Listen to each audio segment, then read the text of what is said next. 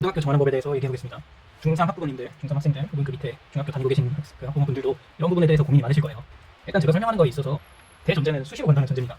정시로 가실 거면은 고등학교를 고르는 게 그렇게 어려울 일이 아니에요. 그냥 가장 빡세게 학생들 수준이 높은 학교로 가면 되고, 거기를 못 간다고 해도 독학을 해도 되고, 재수학원을 일찍 들어가도 되고, 준비할 수 있는 방법은 많아요.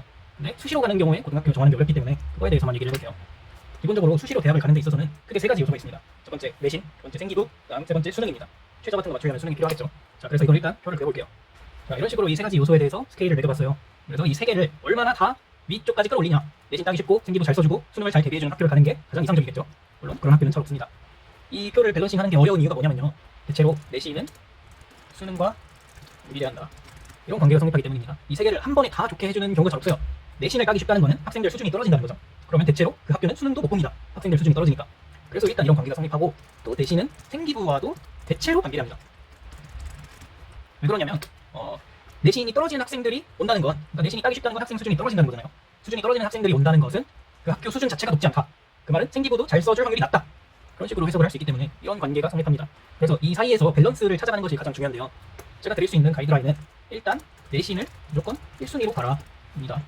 내신은 제가 다른 영상에서도 설명했지만 일단 잘 따놓으면 써먹을 때가 정말 많습니다. 정말 많고 입시에 있어서 굉장히 절대적인 지위를 가지고 있어요. 생기부 아무리 잘 써도, 수능 아무리 잘 보면 대학 잘 가긴 하지만 최저를 아무리 잘 맞춰도 수시로 대학 가는데 그렇게 큰 영향을 주지 않아요. 하지만 내신은 막말로 내신만 높다 그러면 최저 없이 내신만 보는 전형도 있어요. 그래서 그런 걸로 가도 되고, 그냥 생기부를 못 썼다, 교과로 가면 되고, 그냥 수능을 못 봤다 그러면 학생부 종합 전형으로 생기부랑 내신만 가지고 대학을 갈 수 있고, 내신을 못 따서 비롯되는 모든 문제들이거든요, 입시는. 그래서 내신을 잘 따는 게 무조건 가장 중요합니다. 그래서 내신을 무조건 1순위로 보시면 돼요. 자, 그 다음은 2순위로는 생기부를 보자라고 말씀을 드리고 싶습니다. 고등학교를 잘 고르신다는 거는 보통 학생부 종합 전형을 고려하고 계실 거잖아요. 왜냐면 학생부 교과 전형을 목표로 한다면 그냥 말씀드린 것처럼 내신을 가장 잘 딸 수 있는 가장 수준 떨어지는 학교로 가시면 돼요. 가장 수준 떨어지는 학교로 가서 수능 공부를 나 혼자 열심히 하면 그건 교과 전형으로 가는 방법이에요. 교과 전형으로 갈 거면 다른 걸 생각할 필요가 없어요. 가장 수준 낮은 학교로 가서 최저를 나 혼자 열심히 공부하시면 돼요. 그게 가장 편한 방법이에요. 근데 이 세 가지를 우리가 고민한다는 거는 학종으로 가겠다는 거기 때문에, 그럴 거면 학종 생기부를 얼마나 잘 써주냐를 2순위로 보시면 돼요. 자, 이 이유는 생기부는 학교과를 타지만 수능은 혼자서도 할 수 있기 때문이에요. 생기부는 학교 선생님이 기본적으로 써주는 거고, 학교에는 그 학생들을 대학을 보내본 수년간의 엄청난 데이터가 쌓여있기 때문에 생기부를 학교를 벗어나서 쓰기가 쉽지 않아요. 그리고 학교가 잘 써주면 혼자서 쓰는 것보다 훨씬 좋아요. 그래서 생기부는 학교에 의존하는 경우가 상당히 많지만, 수능 같은 경우는 요즘 인강도 잘 나와있고 방법적으로는 모르는 게 아니거든요. 수능은 물론 쉽진 않겠지만 수능은 혼자서 할 수 있는 길이 열려있어요. 하지만 생기부를 잘 안 써주는 학교에 가서 고등학교 생활을 처음 해보는 17살 학생이 생기부를 잘 쓰기는 굉장히 어려워요. 그래서 생기부를 2순위로 보라고 말씀을 드리고 싶습니다. 만약에 내신을 따기 쉽고 생기부를 잘 써주는 학교가 있다, 그러면 수능 성적이 잘 나오고 뭐고 이 학교의 모의고사 평균이 어떻고 말고 고려하지도 말고 거기를 가시는 게 학생부 종합전형으로 대학 가는 데 있어서는 훨씬 유리하다고 생각이 듭니다. 왜냐면 수능 최저가 없는 전형도 상당히 많아요. 그리고 수능 최저는 내가 열심히 하면 준비할 수 있는 거기 때문에. 그리고 반대로 내가 정시로 갈 생각이 없는데 내신을 따기 어렵고 수능을 잘 대비해주고 생기부를 못 써주는 학교가 있다, 그 학교는 무조건 피하셔야 됩니다. 자, 그러면 그 학부모님들이 자주 질문해주시는 부분들에 대해서 Q&A를 한번 해볼게요.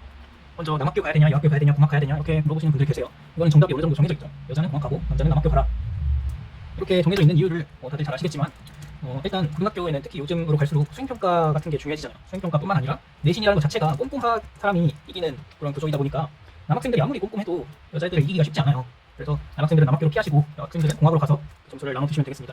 그리고 또 이거는 보통 언급을 잘 안 하는 것 같은데, 아무래도 그 10대 남학생들이다 보니까 공학에 갔을 때 아주 편하게 있기가 쉽지 않잖아요. 신경이 조금이라도 쓰일 수밖에 없고, 그럼 이제 공부에 방해가 되는 거고. 반면 여학생들 중에서 공부 진짜 열심히 하는 친구들은 정말 아무런 관심 없이 지내는 친구들도 있는 것 같더라고요. 그래서 그거는 당연히 개인 차에 따라서 차이가 크겠지만 그런 요소들도 조금 생각을 해줘야 된다는 거. 이게 꼭 이성 교제를 하고 이런 데 시간이 팔린다기보다도 예를 들면 체육복을 반에서 갈아입을 수 있는 것도 딴 데 가서 갈아입어야 되면 1분 5분이라도 시간을 더 써야 되는 거고, 밖에 나갈 때 머리 안 감고 나갈 수 있을 것도 괜히 한번 감고 나가야 되고, 이런 것들이 조금 신경을 쓸 수 있다는 거죠, 예민한 시기에는.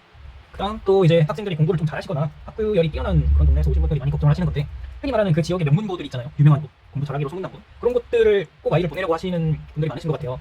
근데 이거를 꼼꼼히 생각해보면 공부를 적게 하고 대학교를 잘 가는 게 좋다, 이걸 생각을 해주셔야 됩니다. 고등학교 때 하는 공부는 대학교를 가기 위한 수단일 뿐이에요. 그래서 진짜 공부와 진짜 인맥은 어차피 대학교에서 만든 거잖아요. 고등학교 인맥으로 먹고 살 거 아니잖아요. 이 지역에서 정치인 할 게 아니면. 고등학교에서 얼마나 실험을 잘 해봤자 서울대 가서 실험하는 게 훨씬 우수하겠죠. 그래서 고등학교를 너무 좋은 곳을 보내서 얘가 고등학교 생활 중에 많은 걸 배웠으면 좋겠다라고 생각하는 것보다 제가 아까 말씀드린 이 세 가지 기준에 따라서 잘 평가를 해주셨으면 좋겠습니다. 명문고 같은 경우는 학생 자체가 우수하면 당연히 더 좋은 대학교를 갈 수 있겠지만, 명문고에서 내신을 잘 따서 대학을 잘 갈 정도의 아이면 이 조건에 부합하는 내신 따기 쉽고 생기부 잘 써주고 그런 학교에 갔을 때 훨씬 더 쉽게 공부를 덜 하고 대학교를 갈 수 있단 말이에요. 이게 말이 쉽다는 거지. 그런데 갈 가능성이 높아진다는 거니까 그런 것들을 좀 진지하게 고려를 해주셨으면 좋겠습니다. 보통 명문고들이 학생 공부를 잘하면 상관이 없는데 내신 따기 빡세고 수능은 잘 대비해주고 생기부도 잘 써주고 이렇다 보니까 그 상위권 학생들 위주로 이렇게 대학 입시가 결정이 좀 잘 미뤄지는 경향들이 있더라고요. 그다음 또 많이 해주시는 질문이 학생이 분위기에 잘 휩쓸린다. 그래서 명문고에 가야 된다. 이런 말씀들을 많이 해주시는데요. 이 부분에 대해서는 아까 말했던 거와 약간 연관이 되는데 애초에 분위기에 휩쓸릴 나이면 좋은 대학을 가기 어려워요. 입시라는 것 자체가 내 경쟁 상대들보다 내가 더 뛰어나야 대학을 잘 가는 건데 옆에 있는 애들만큼만 하면 대학을 잘 갈 수가 없잖아요. 그래서 분위기에 잘 휩쓸린다는 건 배제를 하고 생각을 했으면 좋겠어요. 그래서 마지막으로 드리고 싶은 말씀은 잘할 학생은 어딜 가도 그 잘하는 학생들은 어딜 가도 대학을 잘 가요. 그래서 얘네들은 걱정을 할 필요가 없어요. 명문고를 가든 아무리 뭐 수준 떨어지는 학교를 가든 전혀 문제가 없어요. 그래서 이런 경우일 거라고 내가 생각을 하면 걱정할 게 없단 말이에요. 그러니까 우리가 잘하는 학생이 아닐 거라고 가정하고 학교를 골라야 합니다.